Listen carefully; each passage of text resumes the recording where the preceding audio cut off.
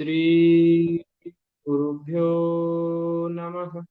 ओम शांति शांति शांति।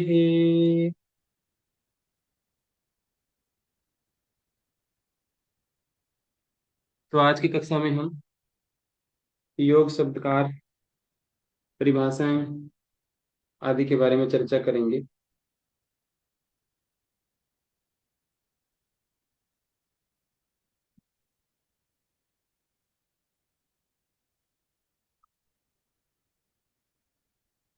तो जो हम योग शब्द के बारे में जानते हैं ना, योग को साधारणतः अब आसन और प्राणायाम के रूप में जाना जाने लगा है कि योग तो केवल आसन होते हैं या प्राणायाम है। वास्तव में योग का अर्थ बहुत गहरा होता है। अगर हम देखें तो बहुत गहरा मतलब है योग शब्द का। और उसके अलग अलग ऋषियों ने, अलग अलग साधकों ने, अवतारों ने अलग अलग उसकी परिभाषा दी है। तो उसको हमें उस दृष्टिकोण से समझना है। तो सबसे पहले योग शब्द, वैसे तो सारे शब्द संसार में जितने भी शब्द हैं, है ना, वो किसी न किसी भाषा से निकले हैं और वो सारी भाषाएं संस्कृत से निकली हैं। और संस्कृत में शब्दों की संख्या अनिश्चित है, अनलिमिटेड शब्द हैं। क्योंकि इसमें क्या है, शब्द बनाए नहीं गए हैं, इसमें शब्द बनाने का फार्मूला दे दिया गया है। संस्कृत भाषा में शब्द बनाने का फार्मूला दे दिया गया है। आप असंख्य शब्द बना सकते हैं, जो बने बनाए नहीं है, असंख्य आप निर्माण कर सकते हैं। जिसको कोई भी संस्कृत व्याकरण जानता है वो अपने शब्द अलग से गढ़ सकता है। अलग से धातुएं हैं, उन धातुओं से शब्द बनेंगे। और हर एक धातु का अपना कोई एक अलग अर्थ होता है विशेष परिप्रेक्ष्य में।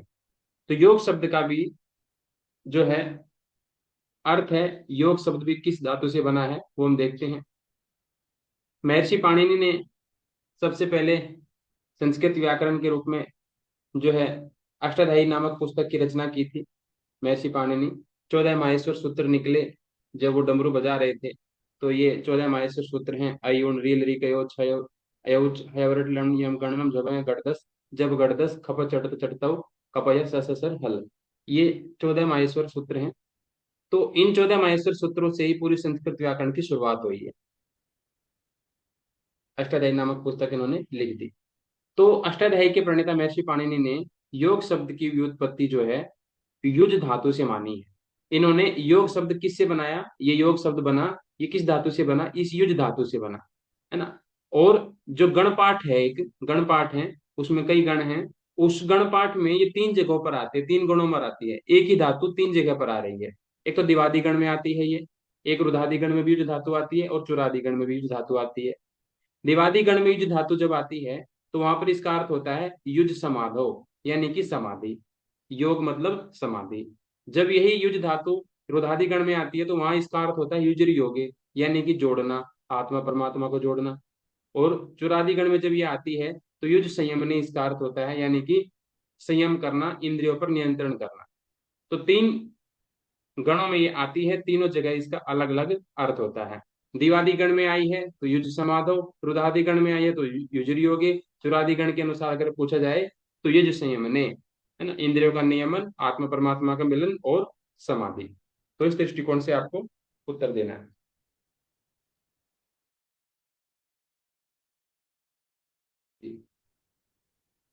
बात करते हैं योग शब्द का उद्देश्य के रूप में, साधन के रूप में और स्थान के रूप में अलग अलग अर्थ है।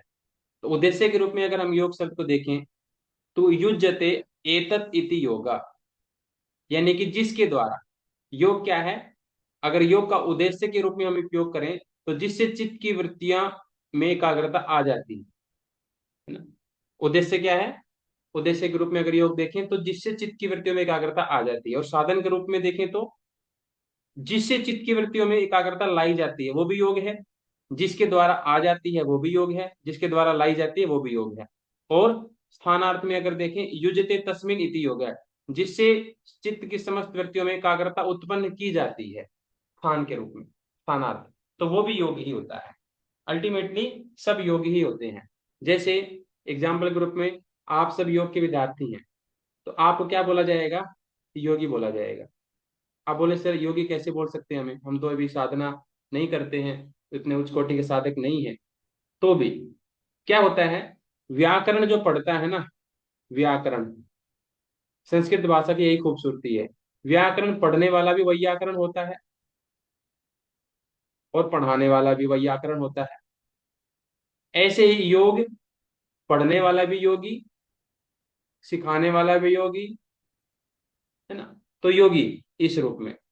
तो योग जो है साधन के रूप में इस्तेमाल होता है, उद्देश्य को पूर्ति करने के लिए उस स्थान के रूप में अलग अलग जगह से योग का प्रयोग किया जाता है। तो योग ही अपने आप में साधन भी है और साध्य भी एक तरीके से। ठीक है। तो बात करें अब डेफिनेशन की। योग की कई सारी परिभाषाएं हैं। इस शब्द को अलग अलग ऋषियों ने किस किस तरीके से समझा है, अलग अलग विद्वानों ने, साधकों ने, तो वो हमें देखना है। शाब्दिक अर्थ हमने देख लिया। अब योग जो सबसे सारगर्भित परिभाषा है वो महर्षि पतंजलि ने दी है। महर्षि पतंजलि ने क्या बोला है? महर्षि पतंजलि ने योग शब्द को कह दिया योगस। ये जो स है ये हलंत, ये विसर्ग लगता है। योगस चित्त वृत्ति निरोधा, कि योग जो है चित्त की वृत्तियों का निरोध ही योग है ना। क्या बोल दिया इन्होंने? कि जब हम चित्त की वृत्तियों का निरोध कर लेते हैं, चित्त, चित्त वृत्ति, वृत्ति क्या होती है? ये वृत्त शब्द से बना है। वृत्त, वृत्त जानते हैं? वृत्त किसको बोलते हैं? गोल गोल घूमता है, सर्कल, है ना। सर्कल को हम वृत्त बोलते हैं। जो हमारे मन में है ना, ये विचार गोल गोल घूमते रहते हैं, गोल गोल घूमते रहते हैं, है ना। चाहे इस तरफ चले जाएं, फ्यूचर की तरफ, चाहे पास्ट की तरफ, ये गोल गोल घूमते हैं। ये विचार हमें जीवन में आगे नहीं बढ़ने देते, जो गोल गोल घूमते हैं। अगर विचार हमारे चलें तो ऐसे चलने चाहिए, ऐसे ऐसे। आगे ग्रोथ इसी में होती है। अगर हम एक ही जगह पे स्लिप मारते रहें, ग्रोथ होगी कैसे? चाहे पीछे की तरफ मारें चाहे आगे की तरफ, एक ही जगह फिर आगे बढ़ नहीं पाएंगे। तो ये जो ऐसी वृत्तियां होती हैं जो गोल गोल घूमती हैं, एक कोई विचार मन में आ गया और वो आगे बढ़ने का नाम नहीं ले रहा है, उसी पर चित्त रुक गया, उसी पर चिंतन सारा रुक गया, उसी के इर्द गिर्द हम सोच रहे हैं। जैसे स्टार्टिंग में किसी ने सोच लिया, अब कल एक लड़की का कॉल आया, बोल रही सर योग का सिलेबस, उसने एमबीबीएस का एग्जाम दिया है, बोले सर योग का सिलेबस इतना बड़ा है, मैं सोच रहा हूँ केवल नेट निकल जाए तो काम चल जाए। एमबीबीएस का एग्जाम दिया उसने, नीट का एग्जाम दिया है, और इससे घबरा रही है नेट वाले से, क्योंकि उसको परिचय नहीं है, सिलेबस का जानकारी नहीं है कि सिलेबस इतना कठिन नहीं है। पढ़ने वाले के लिए सिलेबस बिल्कुल कठिन नहीं है। तो एक ही जगह पर चित्त की वृत्ति आकर हो गई कि कठिन है, कठिन है, और इसके चक्कर में क्या होता है, आसान चीजें भी समझ में नहीं आती ना। इतना कोई भारी भरकम काम थोड़ी है ये। और साइंस बैकग्राउंड वाले तो 30 यूनिट तो बढ़िया होगी उसकी, जाहिर सी बात है। तो बची क्या गया फिर? 5th यूनिट ले दे करके, बाकी तो सारा आसान है ही, है ना। तो ऐसे जो है चित्त एक ही जगह पर रुक जाता है आकर के, तो मन में दूसरा ख्याल ही नहीं आता, तो वो होता है वृत्ति, एक ही जगह रुक जाती है। इन वृत्तियों को रोकना है, क्योंकि ये तो अपने आप आएंगी चली जाएंगी, आएंगी चली जाएंगी, है ना। हमारे लिए समस्या ये नहीं है कि कोई हमारे साइड में से कोई बुरा व्यक्ति गुजर रहा है। हमारी समस्या ये है कि बुरा व्यक्ति हमारे पास खड़ा हो जाए, तब समस्या है, नहीं तो आया और चला गया, हमें क्या दिक्कत है। ऐसे विचार आए, चाहे अच्छे थे चाहे बुरे थे, मन में आए और चले गए, हमें परेशानी नहीं पैदा करते। कई जब कोई ठहर जाता है, जब विचार कोई ठहर जाता है तब समस्या कारण बन जाता है। तो उन ठहरे हुए विचारों को वृत्ति कहते हैं, और उन्हीं को रोकना है। अगर वो रोक देंगे तो हम अपने आप से आत्मा परमात्मा हमारे अपने आप जुड़ जाएगी, है ना। क्योंकि ये चल चल के कहाँ तक पहुंचेंगे? ये चलते चलते चलते चलते अल्टीमेटली आत्मा तक ही पहुंचेंगे। कहीं से चलेंगे, चाहे गलत तरीके से चलने शुरू हो जाएं, चाहे यहाँ से चले विचार, कहीं भी चले जाएंगे, अल्टीमेटली आत्मा तक पहुंच ही जाएंगे। क्योंकि सारे रास्ते आत्मा तक, परमात्मा तक ही पहुंचते हैं। इसलिए ये विचार हमारे लिए बंधन का कारण नहीं है। ये विचार, ये जो गोल गोल घूमते हैं, ये बंधन का कारण है। ठीक है। तो उनको हटाने के लिए महर्षि पतंजलि ने जो है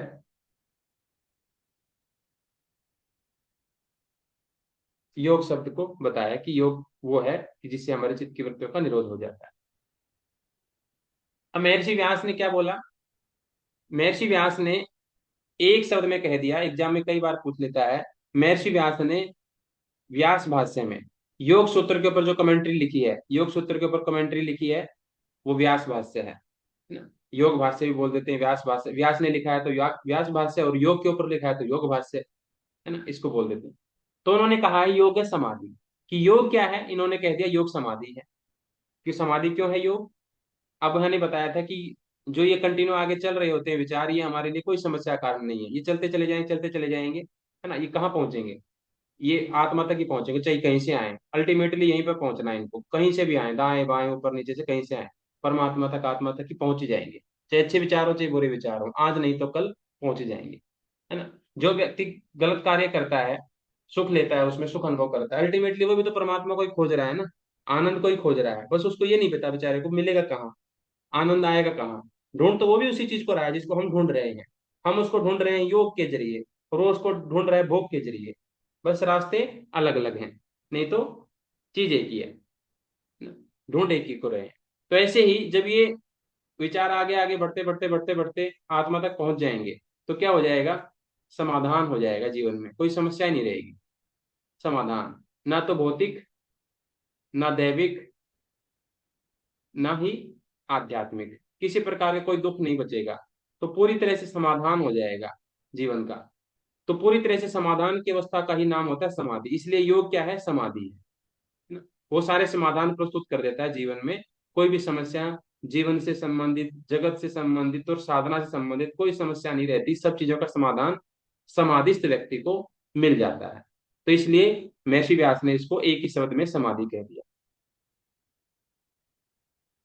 इन्होंने इन्होंने परिणाम बोल दिया, उन्होंने प्रक्रिया का नाम ले दिया। इन्होंने प्रक्रिया बताई है कि योग क्या है, चित्त की वृत्तियों का निरोध कर देना। और चित्त की वृत्ति निरोध होने के बाद होगा क्या, समाधि ही तो लगती है। इन्होंने परिणाम बता दिया, उन्होंने प्रक्रिया बता दी, है एक ही बात। एक ने दाहिने कान सीधा पकड़ लिया, एक ने घुमा करके पकड़ लिया कान को, एक ही बात है। कहेंगे सब एक ही बात है, सारी परिभाषाओं में एक ही बात है, लेकिन तरीके अलग अलग हैं कहने के।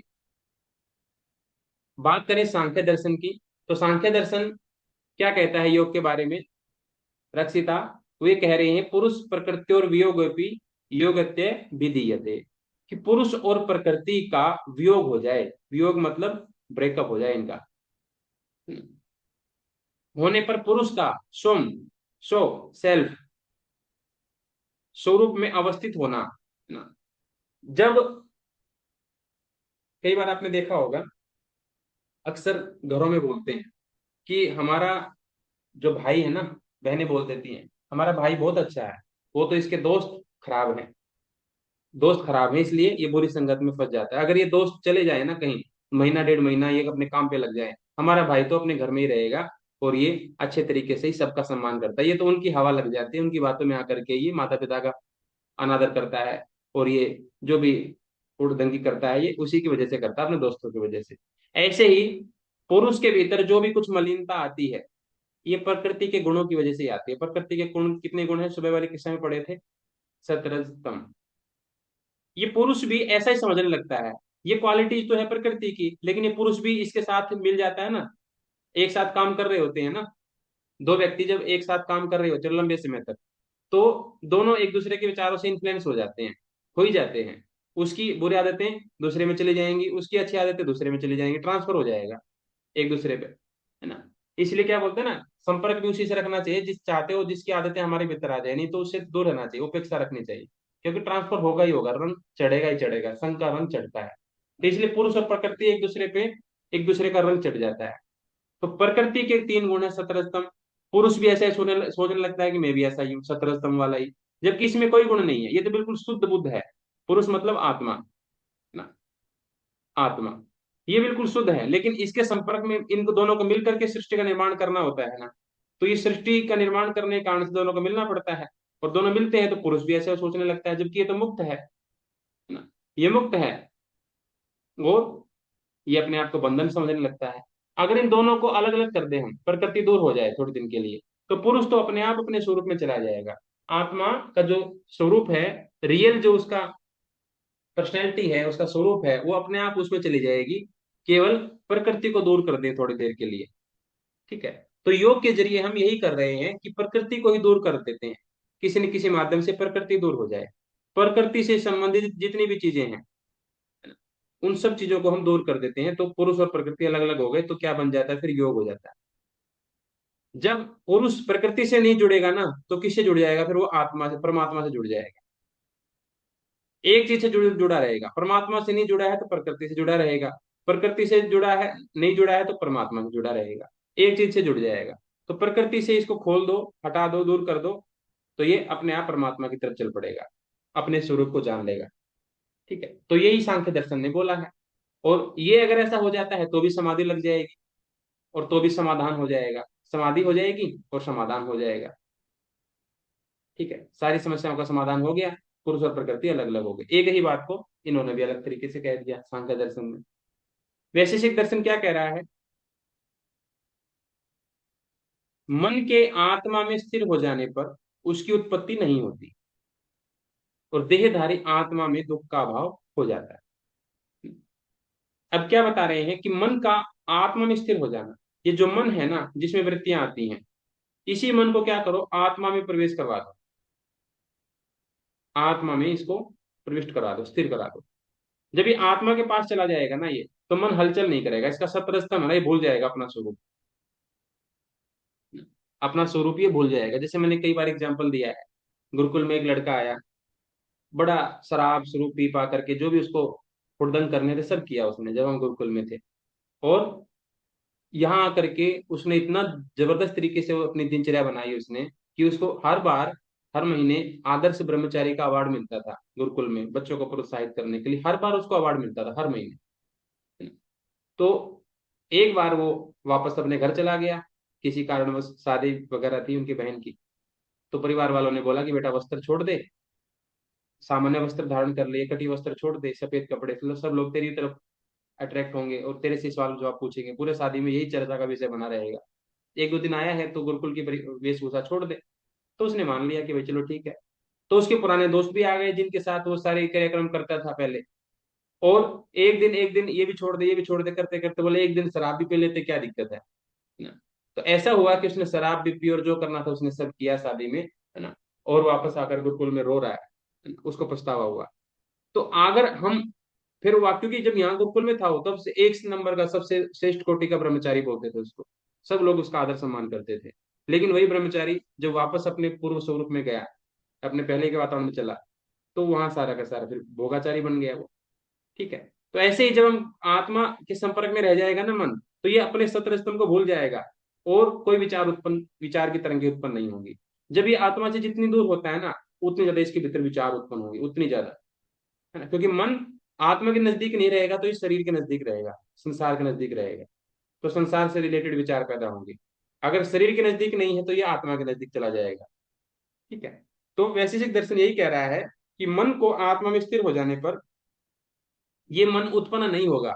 उत्पन्न नहीं होने का मतलब क्या है, इसमें सत्र स्तंभ की तरंगे नहीं उठेंगी, यही इसका उत्पन्न होना है, सत्र स्तंभ की तरंगे उठना ही मन का उत्पन्न होना है ना। और फिर देहधारी आत्मा में दुख का अभाव हो जाएगा। जब दुख पैदा करने वाला ही काबू में आ गया आत्मा के, तो फिर दुख उत्पन्न कहाँ से होगा? दुख उत्पन्न करने वाला तो मन ही है। दुख भी उत्पन्न यही कराता है, सुख भी उत्पन्न यही कराता है, इसी को कंट्रोल में कर लिया हमने, है ना। तो फिर दुख का भी अभाव हो गया। अब शरारती बच्चा ही हमारे पास आ गया तो घर में शरारत कौन करेगा? शरारती बच्चा सोया हुआ है तो शरारत कौन करेगा? कोई नहीं करेगा। ठीक है, एक ही बच्चा है वही सो गया। तो ऐसे ही मन ही शरारत करता है, मन ही विचारों को पैदा करता है, सत्र स्तंभ की तरंगों को उठाता है। तो वैशेषिक दर्शन ने इसको इस तरीके से बताया कि ये योग है, मन को आत्मा में स्थिर कर देना। कठोपनिषद क्या कहता है? यदा पंचावतिष्ठन्ते ज्ञानानि मनसा सह बुद्धिश्च न विचेष्टति तामाहु परमाम गतिम। अब कठोपनिषद थोड़ा सा और सरल भाषा में कह रहा है। अब धीरे धीरे भाषा सरल होती चली जाएगी, क्योंकि पहले के समय पर विद्वानों ने सीधी पॉइंट की बात कर दी, सीधा सातवें आसमान की बात कर दी। लेकिन धीरे धीरे जैसे जैसे लोगों की बुद्धि थोड़ी सी कमजोर होती है या समझ में नहीं आती, तो सरल शब्दों का प्रयोग किया जाता है। तो उपनिषदों के जरिए सरल शब्दों का प्रयोग किया जा रहा है। पुराणों में और सरल शब्दों का प्रयोग होगा। अलग अलग ऋषि, आधुनिक ऋषि योगी और सरल शब्दों का प्रयोग करेंगे एक ही बात को समझाने के लिए। तो कठोपनिषद क्या कह रहा है अब, कि भाई हमारे पांचों ज्ञानेंद्रियां, फाइव सेंसेस और मन, ये स्थिर हो जाएं। फाइव सेंसेस और मन स्थिर हो जाए, स्टेबल हो जाए, और बुद्धि निश्चल हो जाए, बुद्धि चले नहीं, है ना। बोलते हैं ना बुद्धि बहुत चलाते हैं, बुद्धि बहुत लगाते हो तुम। तो ज्ञानेंद्रियां और हमारा मन तो स्थिर हो जाए और बुद्धि निश्चल हो जाए, ये चले नहीं। तो ये जो कंडीशन उत्पन्न होगी ना, जो स्थिति शरीर में बनेगी, अंतर मन में बनेगी, वो स्थिति को हम परम गति कह सकते हैं, योग कहते हैं। बस यही तो योग है, कि हमारी इंद्रियां रुक जाएं, मन ठहर जाए, बुद्धि ठहर जाए, तो फिर क्या होगा? योग ही तो होगा।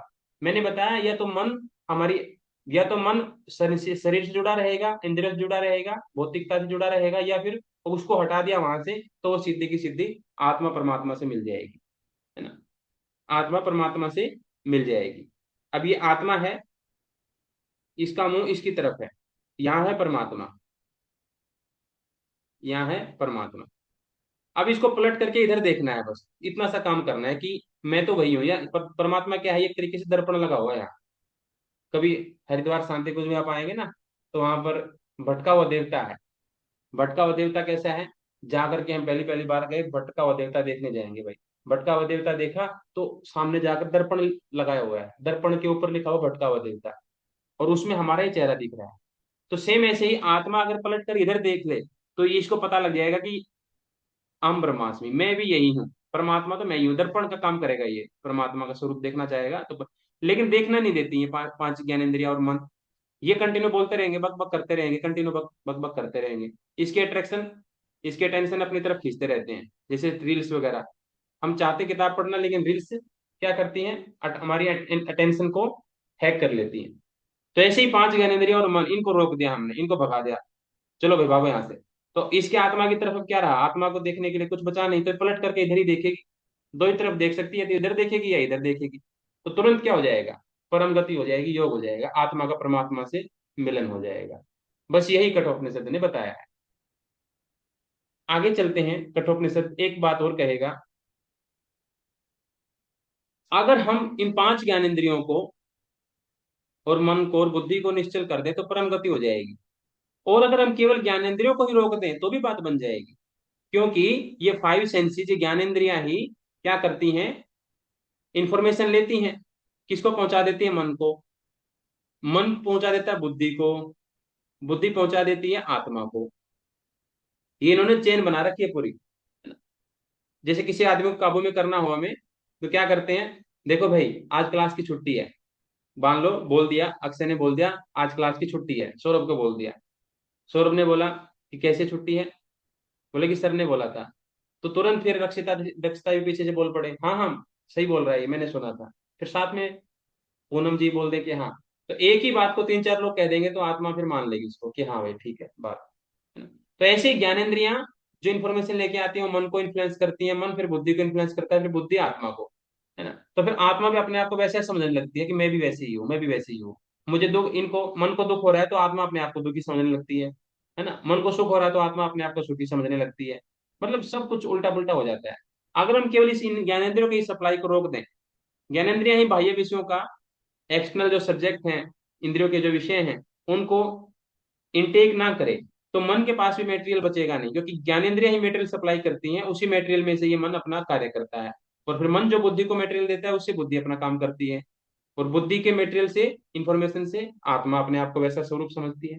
तो ज्ञानेंद्रियों को ही केवल रोक दिया, तो भी ये सारी चेन टूट जाएगी अपने आप, है ना। मन कुछ नहीं कर सकता बिना मटेरियल के, बुद्धि भी कुछ नहीं कर सकती, है ना। कभी भी आप देखो, आपने आंखें बंद कर ली, कान बंद कर लिए, है ना, ना किसी चीज को छू रहे हो, ना किसी चीज को देख रहे हो, ना किसी चीज को सुन रहे हो, तो कुछ समय जो आपके भीतर ऑलरेडी इंफॉर्मेशन होगी आपके मन में, वो रिपीट होनी शुरू हो जाएगी, बार बार याद आएंगी पुरानी से पुरानी चीजें। अब क्यों याद आएंगी, क्योंकि नई इंफॉर्मेशन आप ले ही नहीं रहे हो।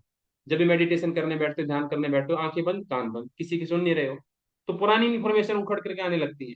और धीरे धीरे पुरानी भी खाली हो जाती है, लंबे से अभ्यास के बाद। तो फिर मन क्या हो जाता है, मन के पास कोई विचार नहीं बचता, नई इंफॉर्मेशन आई नहीं, पुरानी कितनी बार रिपीट हो गई, पुरानी पुरानी सारी रिलीज हो जाती है। तो बुद्धि भी शांत, मन भी शांत, और आत्मा भी खुश। तो इसी बात को कठोपनिषद कह रहा है कि इंद्रियों को ही अगर स्थिर कर दें हम, इंद्रियों को इधर उधर भागने ना दें अपने विषयों में, तो भी क्या हो जाएगा, योग हो जाएगा, है ना।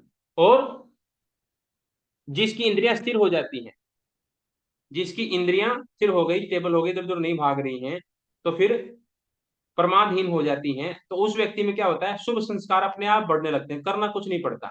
शुभ संस्कार अपने आप बढ़ने लगते हैं, अशुभ संस्कार अपने आप नष्ट होने लगते हैं, अपने आप, अपने आप नेचुरल स्वभाव में आ जाता है व्यक्ति। शुभ संस्कार बढ़ने लगेंगे, अशुभ संस्कार नष्ट होने लगेंगे, अगर इंद्रियों की स्थिरता आ जाती है तो एग्जाम में ये भी परिभाषा आती है कि कठोपनिषद के अनुसार क्या परिभाषा है, और ये भी आ जाती है। तो दोनों को ध्यान रखना। अब बात करेंगे गीता की। गीता की परिभाषाएं क्या बताई भगवान श्री कृष्ण ने गीता में, अर्जुन को बताया कि भाई योग क्या है।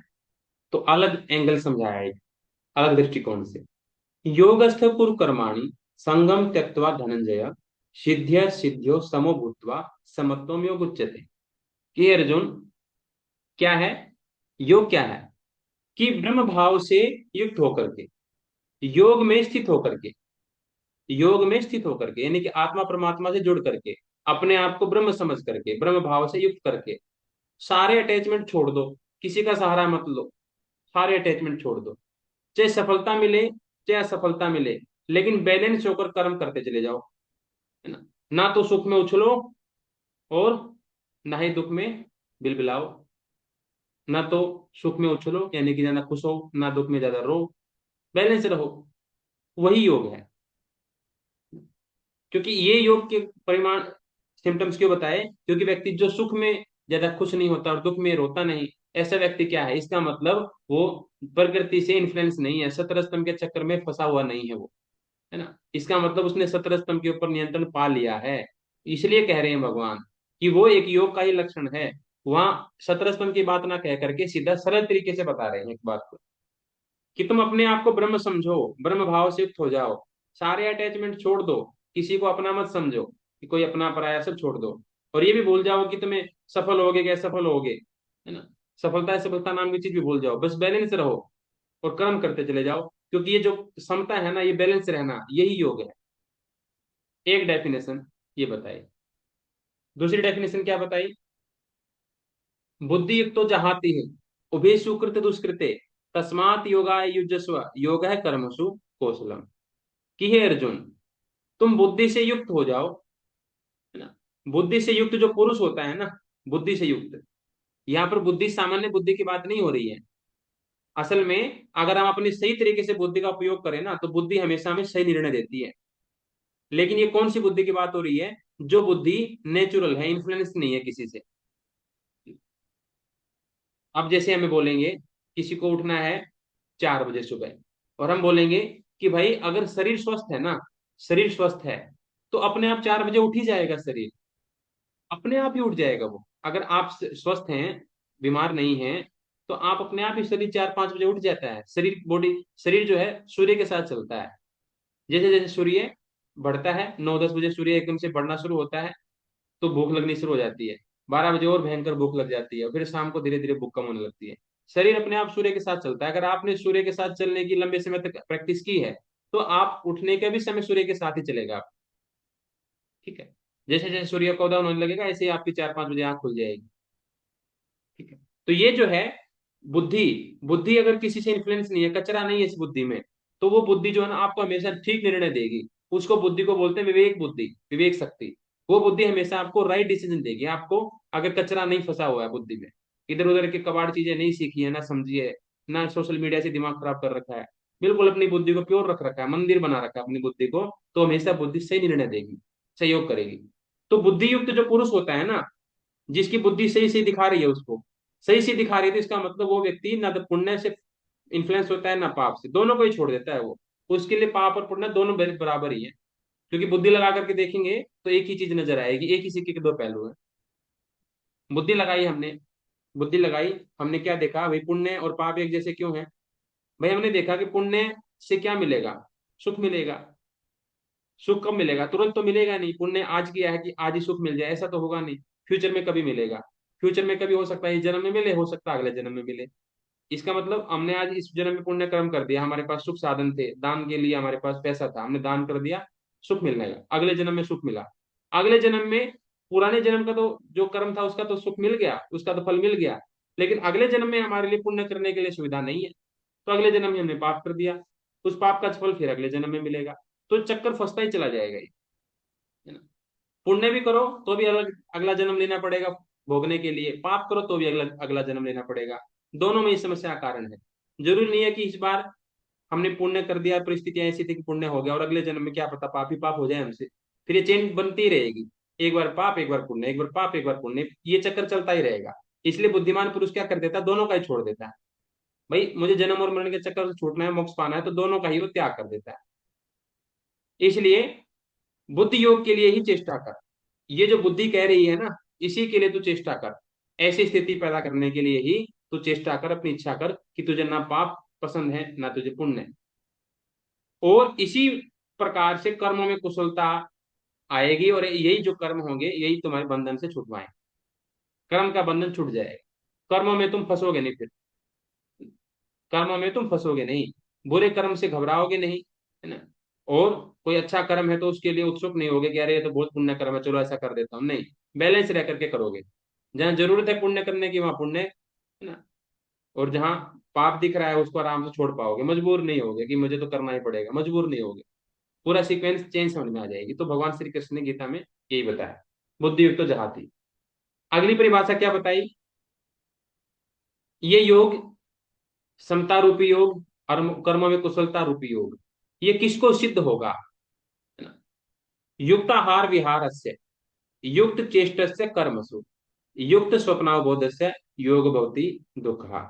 कि हे अर्जुन, ये जितनी बड़ी बड़ी बातें मैं योग की तुम्हें बता रहा हूँ, योग समता है, योग कर्म में कुशलता है ना, योग करने से ऐसा हो जाएगा, योग करने से वैसा हो जाएगा, ये इतना आसान नहीं है।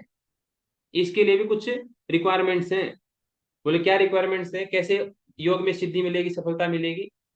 तो देखो ये जो दुखों को नाश करने वाला योग है ना, क्या बताया, दुखों का नाश करने वाला योग, छठे अध्याय का 17वां श्लोक, दुख नाशक योग इसको बोलते हैं।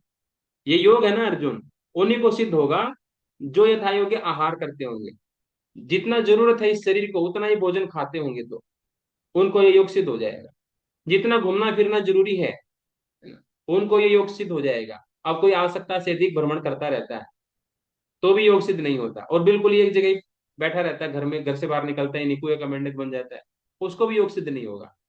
क्योंकि थोड़ी सी संसार में सांसारिक चीजों के परिचय भी होना चाहिए, थोड़ा सा इम्यूनिटी भी डेवलप होनी चाहिए, संसार में कितना दुख है क्या है, तो इससे क्या होता है, साधना में प्रवृत्ति बढ़ती है।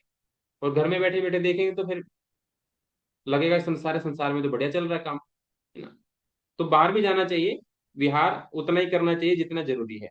और कर्मों को करने में भी यथायोग्य चेष्टा होनी चाहिए, यानी कि ऐसा मन में भाव रखना चाहिए कि जितना उचित है उतना ही कर्म करेंगे। नहीं तो ऐसा नहीं कि मैं तो जेआरएफ भी करूंगा, मैं तो पीएचडी भी करूंगा, और मैं तो ये डिग्री भी करूंगा, और मैं तो वो डिग्री भी करूंगा, सारे ही काम मैं ही करूंगा, इतनी चेष्टाएं भी नहीं होनी चाहिए। कर्म में यथायोग्य चेष्टा, जितनी कर्म करने की जरूरत है इस जीवन को संचालित करने के लिए, पैसा आजीविका कमाने के लिए, उतना ही, ज्यादा हड़बड़ाहट नहीं। आजीविका कमाने के लिए जितना जरूरत है कर्मों करने की उतना ही कर्म करो, बाकी तो भगवान का ध्यान करो। इस संसार में एक दिन से हमें यहाँ से जाना है, भगवान डिग्री नहीं देखेगा जाकर के, भगवान तो हमारे कर्म देखेगा ऊपर जाकर के, हमारा हिसाब होना है। तो इसलिए कर्मों में यथायोग्य चेष्टा करो, क्योंकि जीवन जी रहे हैं तो कर्म तो करने पड़ेंगे, लेकिन उतने ही कर्म जितने से हमारा काम चल जाए। यथायोग्य शयन करना, जितना जरूरत है उतना ही सोना चाहिए, जितना जरूरत है उतना ही जागना चाहिए। ऐसा नहीं कि कंटिन्यू जाग ही रहे हैं, अब चिंता हो गई कि भाई मरना है तो राम का नाम ले लो, सारी रात जग जग करके राम का नाम ले रहे हैं, भजन कर रहे हैं, वो भी पागलपन है ना। और कंटिन्यू सो ही रहे हैं, वो भी पागलपन है। जितना जरूरत है सोने का उतना सोना चाहिए, जितना जागने की जरूरत है उतना जागना चाहिए, जितना भोजन जरूरत है उतना खाएं, जितना घूमना जरूरी है उतना घूमें, जितना कर्म करने जरूरी है उतना कर्म करें। ये दुख नाशक योग उन्हीं को जो है सिद्ध होगा जो इस पैरामीटर पर खरे उतरेंगे। अगला क्या बताया, तम विद्या दुख संयोग वियोगम योग संजितम स निश्चय योगतव्यो योगो निर्वण चेतसा। कि जो दुख रूप संसार के संयोग से रहित है, अभी योग की बात बता रहे हैं कि योग क्या है, जो दुख रूप संसार के संयोग से रहित है तथा जिसका नाम योग है। योग को क्या बोला गया यहाँ पर, दुख रूपी संसार के संयोग से रहित अवस्था एक ही है। हम लोग क्या हैं, सब लोग दुखों से जुड़े हुए हैं। हम क्या हैं, हम हम कैसे बनता है मैं बता देता हूं, हम कैसे बनता है, हम है इज इक्वल टू मैं प्लस संसारिक दुख, वो है हम क्या है, इज इक्वल टू मैं प्लस संसारिक दुख। तो योग क्या है, yoga yoga is equal to हम माइनस में ये वाला, हम में से ये घटा दो, मैं का भाव और संसारिक दुखों का भाव ये घटा दो, तो क्या बन जाएगा, योग बच जाएगा क्यों। तो संसार रूपी जो दुख है उसके संयोग से जो हटा हुआ है, जो अनलिंक्ड है, वो उसका नाम योग है। उसको तुम योग जानना चाहिए, उसको तुम योग जानो और उसी को तुम जानो। और उस योग का अभ्यास तुम बिना बोर हुए, बिना उगताए हुए चित्त से और तत्पर होकर के, जैसे उतावले होकर के, जैसे घर में पिताजी आ जाते हैं तुरंत हम अपने चेयर से बेड से उठ करके तुरंत उनके चरण छूते हैं। दादाजी आ गए, बड़े कोई आ गए, संत महात्मा आ गए, तुरंत अपनी चेयर छोड़ देते हैं, अपना स्थान छोड़ देते हैं तुरंत, तत्पर होकर के, है ना। ऐसा नहीं कि थोड़ा अंदर आ जाओ, है ना, मेरे नजदीक आ जाओ, आपके पैर छूने हैं, इतना इंतजार थोड़ी करते हैं, हम उठ करके वहां चले जाते हैं। तत्परता, बिना उकताए हुए मन से, बोर हुए नहीं, हर्ष होकर के, ऐसा लगे कि हाँ वास्तव में, तुरंत हर्षित होकर के, तत्परता से, चित्त से निश्चय पूर्वक इसका अभ्यास करना चाहिए, ये ऐसा योग है। ठीक है, तो दुख रूपी संसार के संयोग से जो रहित है उसका नाम योग है। बात करते हैं अब योग शिखोपनिषद की। अब ये योग शिखोपनिषद, जैसे आगे कुछ उपनिषद और आएंगे, पुराण आएंगे, इसमें क्या बताया है, इसमें शरीर के तल पर बात समझाई गई है। ये आत्मा के स्तर पर बात चल रही थी, हमारी अंतःकरण और आत्मा के तल पर बात चल रही थी। अब योग शिखोपनिषद क्या कहता है कि हमारे शरीर में अपान है और प्राण है। जो हमने समाधि की बात की थी, इसको अभी पढ़ना मत, बात समझो पहले। समाधि की बात की थी और समाधान की बात की थी, समाधि ही समाधान है। ये समाधि तब भी लग सकती है, मन के द्वारा भी लग सकती है, जैसे हमने ज्ञान योग के जरिए बताया था, परमात्मा ज्ञान से ही मिल सकता है, भक्ति से ही मिल सकता है, कर्म से ही मिल सकता है परमात्मा या मोक्ष, है ना, लय से ही मिल सकता है, मंत्र से ही मिल सकता है, हठ से भी मिल सकता है, सब तरीकों से मिल सकता है मोक्ष, अनेक रास्ते हैं। ऐसे ही जो ये समाधि की स्थिति है, ये परमात्मा की स्थिति है, ये योग की स्थिति है, ये भी कई तरीकों से उपलब्ध हो सकती है योग की स्थिति। कैसे? जैसे हमने पहले देखा, इंद्रियों को रोक दिया तो भी मिल जाएगी, इंद्रियां मन और बुद्धि तीनों को कंट्रोल में कर लिया तो भी हो जाएगा, चित्त की वृत्तियों को रोक दिया तो भी हो जाएगा, योग में समाधि में स्थित हो गए तो भी हो जाएगा योग, है ना। और अगर हमने शरीर में जो प्राण है ना, हमारे प्राण और अपान, इन दोनों को मिला देंगे ना, तो भी वही कंडीशन, स्थिति पैदा होगी जो इंद्रियों को रोकने से हो रही थी, सेम वही सिचुएशन पैदा होगी। अपान और प्राण को अगर हम एक कर दें, अपान हमारी नाभि से नीचे, प्राण हमारे हृदय में, अपान को थोड़ा सा ऊपर उठा दें और प्राण को थोड़ा सा नीचे ले आए, इनको डायफ्राम के आसपास में मिला दें, चलो भाई, जैसे शादी ब्याह होता है ना, एक दूसरे को, लड़का लड़की को देख लें, बात कर लें, तो ऐसे ही अपान थोड़ा सा, ये थोड़ा सा आगे सरक जाए, प्राण थोड़ा सा नीचे आ जाए, तो ये हाथ डायफ्राम के आसपास से मिल लेंगे, इनकी जान पहचान हो जाएगी, तो उसको योग की स्थिति बोल देंगे। ठीक है, तो ये है परमात्मा से जीवात्मा का मिलन। ऐसे ये भी, इस ऐसा करने से भी वही स्थिति पैदा होगी जो इंद्रियों को नियंत्रित करने से हो रही थी। योग सिखोपनिषद, मोपनिषद क्या कहता है कि मन प्रशमन उपायो योग इत्यपीदीयते, कि वो सारे उपाय जिनसे मन का प्रशमन होता हो, है ना, मन का,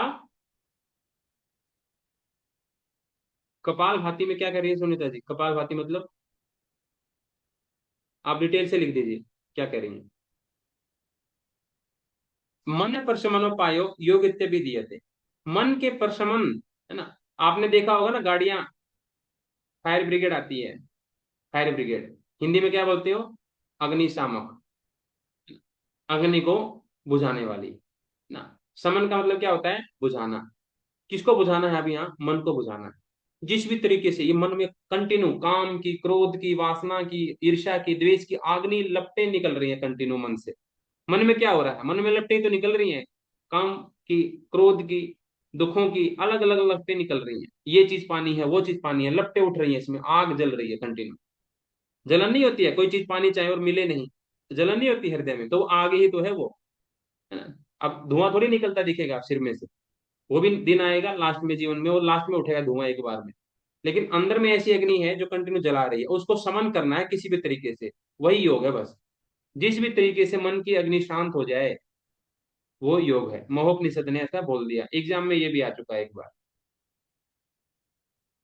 ठीक है, तो ये योग की परिभाषा है, प्राण और अपान का मिलन, ये भी योग है, मन के प्रशमन करने का उपाय, ये भी योग है।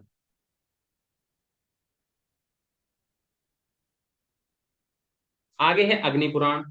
अग्नि पुराण ने क्या कहा कि जब हम मन में आत्मा को और स्वयं मन को प्रत्यक्ष करने की योग्यता आ जाती है।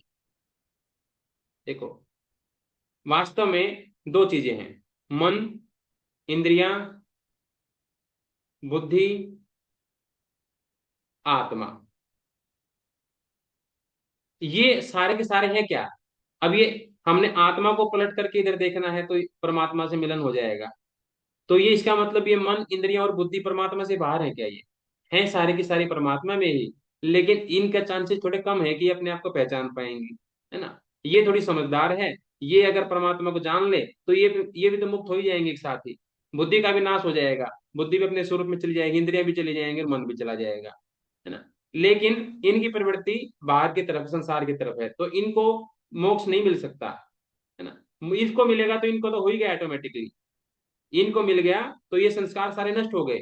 ये संस्कार किसी और व्यक्ति में नहीं जाने वाले हैं अब। आपने जो कर्म आज से किया है, आपने जो कर्म किए हैं और आपने उनको नष्ट कर दिया। अगर नष्ट नहीं किया होता तो क्या होता, हम मर जाते। तो हमारा ही जो सॉफ्टवेयर है, अंतःकरण चतुष्टय है, वो सारा का सारा किस में चला जाता, दूसरे शरीर में डल जाएगा। अगले ही जन्म में हम फिर आ जाएंगे, जन्म लेकर के हमारा सॉफ्टवेयर किसी और बॉडी में आ जाएगा और उसके जरिए हम जीवन जिएंगे। लेकिन जिसने परमात्मा को प्राप्त कर लिया, वो तो अपना सारा खाता क्लियर कर देता है, नेक्स्ट बॉडी में भी नहीं जा पाता, उसका सॉफ्टवेयर मुक्ति हो जाता है। यानी कि मन, इंद्रिय और बुद्धि एक साथ ही मुक्त हो जाते, सारे के सारे हो जाते हैं। मुक्ति तो केवल आत्मा की होती है, लेकिन ये नष्ट हो जाते हैं, अपने स्वरूप में लीन हो जाते हैं, जहां से आए थे वहीं चले जाते हैं, नष्ट। ठीक है। तो ऐसे ही मन अगर अपने आप को देख ले या मन आत्मा को देख ले, है ना। जैसे भगवान राम थे, बाली का युद्ध किया था, बाली के सामने जो भी आता था आधी एनर्जी उसकी चली जाती थी। चाहे या तो बाली राम जी को देख ले या राम जी बाली को देख ले, आधी एनर्जी अपने आप ही ट्रांसफर हो जाएगी। ठीक है। तो ऐसे ही या तो मन आत्मा को देख ले या मन खुद अपने आप को ही देख ले, दोनों स्थिति में क्या होगा, ब्रह्म के साथ ही संयोग हो जाएगा। या तो मन आत्मा को देख ले तो भी उसका किसके साथ जुड़ाव बढ़ जाएगा, ब्रह्म के साथ। और या मन अपने आप को ही देखने की योग्यता, अपने आप को देखने की ही कैपेसिटी अगर मन में आ जाए, स्वयं अपने आप को ही देख ले, बस किसी और को देखने की जरूरत नहीं है, आत्मा को अपने आप को ही देख ले, तो भी किसको क्या कैपेसिटी आ जाएगी, क्या कैपेबिलिटीज आ जाएंगी, विशेष क्षमताएं आ जाएंगी कि ब्रह्म के साथ वो संयुक्त हो जाएगा। ये जो जुड़ाव है ना, ये संयुक्तता ही, ये समरूपता ही योग है। मन आत्मा को देख ले या मन खुद को ही देख ले बस, है ना। ये चांसेस कम होते हैं कि मन खुद को देख पाए। जैसे हाथी के बहुत सारे कम चांसेस हैं कि अपने शरीर को वो कभी कभी जिंदगी में पूरा देख पाए। अगर वो देख ले तो तहस नहस कर दे पूरे जंगल को, है ना। उसको अपना शरीर दिखाई नहीं देता, सारी चीजें उसको, चींटी भी बड़ी दिखाई देती है, छोटे छोटे जीव भी बड़े बड़े दिखाई देते हैं। हाथी की आंखें भगवान ने ऐसी बना रखी हैं कि उसको सब कुछ बड़ा बड़ा दिखाई देता है। अगर उसको एक्चुअल साइज का दिखाई पड़े ना, कि जो भी कभी संभव नहीं है सामान्यतः, तो अगर सारी चीजें उसको एक्चुअल साइज की दिखे ना, तो तहस नहस कर दे सब चीजों को, इतना ताकतवर, उसको ताकत का एहसास हो जाए, है ना। तो ऐसे ही ये तो असंभव सी बात है कि कभी मन में अपने आप को देखने की योग्यता आ जाए। आ सकती है योग से ही, है ना। होने को कुछ भी हो सकता है, असंभव कुछ भी नहीं है। आ सकती है योग से ही। तो मन या तो आत्मा को देख ले या खुद को देख ले, तो क्या बन जाएगा, ब्रह्म के साथ कुछ संयोग हो जाएगा। और ब्रह्म के साथ ये संयोग की स्थिति ही योग है। ये किसने कहा? अग्नि पुराण ने कहा। लिंग पुराण ने क्या कहा? सर्वार्थ विषय प्राप्ति आत्मनो योग उच्यते, कि आत्मा को समस्त विषयों की प्राप्ति होना योग है। समस्त विषयों को प्राप्त करने का सामर्थ्य योग की एक विभूति है, योग का एक लक्षण नहीं है। पहले पहली वाली लाइन को समझो, पर आत्मा को समस्त विषयों की प्राप्ति होना। हमने शुरुआत में क्या बताया था कि मन में बहुत सारी इच्छाएं चल रही है, ये भी करना है, वो भी करना है। इंद्रियां अलग अलग इंफॉर्मेशन कलेक्ट कर रही है, मन को दे रही है, मन बुद्धि को दे रहा है, बुद्धि आत्मा को दे रही है। अब वो कंटिन्यू इन्फॉर्मेशन देती रहती है कंटिन्यू। अपने अपनी ओर अटेंशन रखती है बुद्धि की, आत्मा की अटेंशन अपनी ओर रखती है इंद्रियां, मन और बुद्धि। अगर एक ही साथ सारी इन्फॉर्मेशन वो दे दे और वो खत्म हो जाए उनका मेटेरियल, तो भी तो आत्मा मुक्त हो जाएगी ना। या तो सप्लाई ही कट जाए, या सारी इन्फॉर्मेशन एक साथ मिल जाए आत्मा को, तो आत्मा निश्चिंत हो जाएगी। अब थोड़ी थोड़ी टुकड़ों में देते हैं, है ना, थोड़ी थोड़ी वो टुकड़ों में देते हैं, तो गड़बड़ हो जाती है। जैसे हम लोग क्या करते हैं, यही सिलेबस जो हम एक साल में पढ़ रहे हैं अभी, 6 महीने साल भर में, यही हमें ग्रेजुएशन में पढ़ लेना चाहिए था या एमए में पढ़ लेना चाहिए था। लेकिन यही घसीट रहे हैं 10-15 साल से। बीए में भी वही, एमए में भी वही, अभी भी वही, पीएचडी करेंगे तो भी वही, है ना। अगर चाहते, अगर कोई हमें अच्छे से नौकरी देना चाहता, तो हमें ये सिलेबस पहले भी डाल सकता था, हमारे ग्रेजुएशन या पोस्ट ग्रेजुएशन वाले सिलेबस में डाल सकते थे, है ना। अगर इसी से नौकरी मिलनी है तो यही सिलेबस पहले बढ़ा देते। लेकिन लाइफ टाइम को खराब करना है ना, ताकि हम ज्यादा से ज्यादा बिजी रहें। तो ऐसे ही आत्मा को बिजी रखने की कोशिश होती है इंद्रियां, मन और बुद्धि के द्वारा। या तो सारे इंफॉर्मेशन सारे विषय एक साथ मिल जाए आत्मा को, तो फिर आत्मा अपने आप योग की स्थिति को उपलब्ध हो जाएगी, क्योंकि अब निश्चिंत हो गई वो, अब वो दूसरी इंफॉर्मेशन कुछ है नहीं, तो आत्मा योग की स्थिति में चली गई। सारे विषयों को प्राप्त करने का सामर्थ्य है, योग की एक विभूति है। ये ऐसी स्थिति भी योग से ही आती है। ठीक है, तो योग की स्थिति बताइए कि आत्मा को सारे विषयों की प्राप्ति हो जाए, ये लिंग पुराण के अनुसार यही योग है। और ये प्राप्ति दो तरीके से हो सकती है, या तो सचमुच प्राप्त हो जाए कोई चीज, या उसकी प्राप्ति का भाव ही नष्ट हो जाए। प्राप्ति का भाव नष्ट हो जाए या सचमुच प्राप्ति हो जाए, दोनों स्थितियों में क्या होगा, प्राप्ति ही कही जाएगी, है ना। जब मैंने बोल दिया कोई चीज मुझे खाना चाहिए, या तो मुझे वास्तव में खाना मिल गया, या मेरी भूख ही मिट गई। किसी ने मुझे बोला कि कोई खाना मिल गया, हाँ मिल गया भाई, ठीक है, और क्या कहें, भूख ही नहीं रही है अब।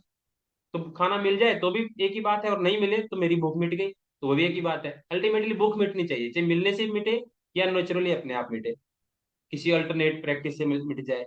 तो यही कह रहे हैं कि आत्मा को समस्त विषयों की प्राप्ति हो जाना ही योग कहलाता है, लिंग पुराण ऐसा बोलता है। स्कंद पुराण क्या कहता है, जीवात्मा और परमात्मा की समता को समाधि कहा गया है ना? और यही समाधि ही योग है, समाधि ही योग है। जीवात्मा परमात्मा की समता, एक जैसापन, एक रूपता, दोनों का लिंक हो जाना, यही समाधि है, और समाधि ही योग है। और विष्णु पुराण क्या कहता है, अब इसी को थोड़ा सा एक शब्द और जोड़ देता है, जीवात्मा और परमात्मा का पूर्णतः मिलन हो जाना ही योग है ना। ये समता योग बता दिया, इसने मिलन योग बता दिया। याज्ञवल्क्य की स्मृति क्या कहते हैं, एक ने समता बोला, एक ने मिलन बोला, इसने संयोग बोल दिया। जीवात्मा परमात्मा के संयोग की अवस्था का नाम योग है ना। यहाँ पर भी संयोग शब्द यूज हुआ है, लेकिन हिंदी में इसको मिलन बोल दिया। एक ही बात है, विष्णु पुराण भी और याज्ञवल्क्य की स्मृति भी एक ही बात कहते हैं। योग वासिष्ठ क्या कह रहा है, सिंपल डेफिनेशन। अब धीरे धीरे और सरल होती चली जाएंगी डेफिनेशन, क्योंकि जैसे जैसे आधुनिक समय में हमारी भाषा शैली है उसी अनुसार बातें करेंगे। योग वासिष्ठ क्या कहता है, कुछ भी करके संसार सागर से पार होना है। इस संसार रूपी समुद्र से, संसार क्या है, दुख, इस दुख रूपी संसार से, दुख रूपी सागर से पार होने की जो टेक्निक है ना, वो योग है। एक ही टेक्निक है इस संसार से पार होने की, उसका नाम है योग। वो योग हो सकता कोई भी, भक्ति कर्म ज्ञान कोई भी योग हो सकता है। ठीक है, हठ प्रतिपिका क्या कहती है, जैसे जल, नमक जल में मिल करके जल जैसा ही हो जाता है। जल को, जल में नमक मिलाओ, एक गिलास में जल ले लिया आपने, नमक मिला दिया, अब मिला दिया अच्छे से मिक्स कर दिया, अब नमक कहीं नजर आता है, कहीं नजर नहीं आता। ऐसे ही हमारा मन भी है ना, वृत्तियों से शून्य हो जाए। वृत्तियां क्या है, वृत्तियां वो जैसे नमक के छोटे छोटे कण है ना, अलग दिखती हैं, वो वृत्तियां हैं। अब इनको पानी में मिला दो, मिक्स कर दो, तो ये दाने दाने से दिखेंगे नहीं, यानी कि वृत्तियां लीन हो गई और आत्मा के साथ वो जुड़ गई। तो मन की इसी अवस्था का नाम समाधि है। मन और आत्मा की एकता समाधि का फल होती है। जैसे नमक जल में मिल जाए तो जल के जैसा हो जाता है, ऐसे ही मन अगर हमारा वृत्ति शून्य हो जाए, वृत्तियां मिट जाए उसकी और आत्मा के साथ जुड़ जाए, तो उसका नाम समाधि हो जाएगी, और समाधि ही एक तरीके से योग की स्थिति है। बौद्ध धर्म ने क्या कहा कि हमारे चित्त की एकाग्रता योग है। चित्त को एकाग्र कर दो, अल्टीमेटली एकाग्र होने का मतलब क्या है, हम बोलते हैं कंसंट्रेट करो, फोकस करो, फोकस करो। फोकस का मतलब क्या है, बाकी सारे विचारों को छोड़ करके एक ही विचार मन में रहे बस, जो काम कर रहे हैं वहीं पर पूरा फोकस, अक्षय इधर उधर नहीं देखना, सीधा पढ़ाई पे ध्यान देना, यही होता है एकाग्रता। तो हम बाकी सारी व्यक्तियों को बिल्कुल इग्नोर करें, जो भी मन में चल रहा है उसको इग्नोर करें, और जो काम हमारे फिलहाल हो रहा है उसी के ऊपर कंसंट्रेट करें, वही योग है। जुड़ना, अल्टीमेटली जुड़ना है ना, अपने काम से जुड़ना है पहले, फिर धीरे धीरे परमात्मा से जुड़ना है। अपने आप से जुड़ने की प्रैक्टिस होगी तो परमात्मा से जुड़ने की प्रैक्टिस हो जाएगी। तो कुशल चित्त की एकाग्रता का नाम ही योग है। जैन धर्म क्या कहता है कि हमें मोक्ष से जोड़ने वाले सारे व्यवहार जो भी हम करते हैं वो योग है। कोई भी बिहेवियर, किसी भी तरह का बिहेवियर जिससे मोक्ष मिलता हो, हमारी मोक्ष की तरफ से जुड़ाव बढ़ता हो, कनेक्शन हमारा मोक्ष से हो जाता हो, कोई भी बिहेवियर हो जिससे भी हो जाए वो योग। श्री अरविंद क्या कहते हैं कि सारा जीवन ही योग है, क्योंकि जीवन की हर एक एक्टिविटी हमें योग की तरफ ही ले जाती है। संसार में दुख है, आज नहीं तो कल वो दुख हमें योग की तरफ ही ले जाएगा। संसार में भोग है, भोग भी अल्टीमेटली हमें कितने दिन भोगेंगे हम, 1 जन्म, 2 जन्म, 10 जन्म। एक दिन योग की तरफ ही आएगा वो भोग उब करके, है ना। फिर वो अथ योगानुशासन ही बोलेगा, जब सब कुछ उब जाए, संसार से थक जाए, तो अथ योगानुशासन। तो सारा जीवन ही योग है, श्री अरविंद ने बोल दिया, एक न एक दिन वो होगा।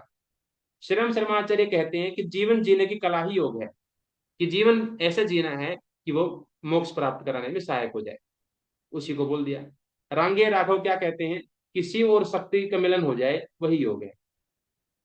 शिव और शक्ति आपस में मिल जाएं, ये बड़े उपन्यासकार हैं, है ना, काफी किताबें लिखते थे। तो ये इन्होंने परिभाषा दी, रांगे राघव, एग्जाम में ये भी आ चुकी है। तो इस तरीके से ये हमारा योग का अर्थ और सामान्य योग की परिभाषाएं हमने पढ़ ली। इससे संबंधित किसी कोई शंका आदि हो तो आप लोग पूछ सकते हैं, अन्यथा फिर कक्षा को